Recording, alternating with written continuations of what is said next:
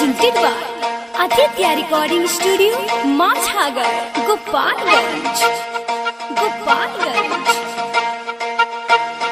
सुनी भगवान जी ना दिलवे बनाई, ना रही दिल नहीं केहू दुखाई।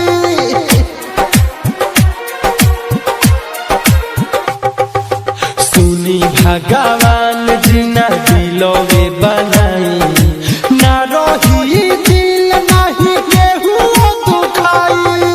DJ Amit Raj.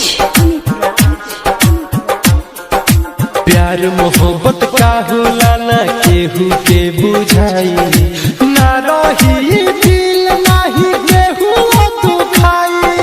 सुनी भगवान जी ना दिलवे बनाई, ना रही दिल नहीं केहू दुखाई।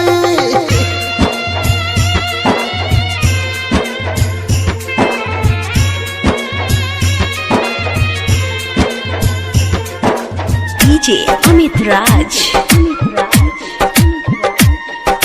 Talmalpur Hat.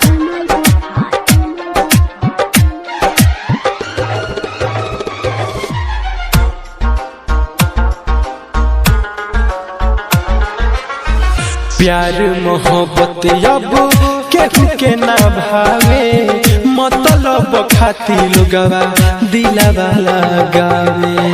प्यार मोहब्बत अब केहू के ना भावे, मतलब खाती लोगवा दिलवा लगावे।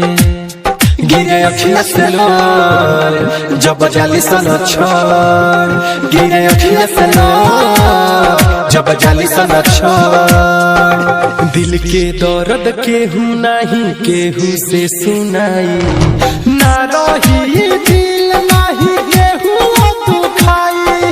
सुनी भगवान जी ना दिलवे बनाई, ना रही दिल नहीं केहू दुखाई।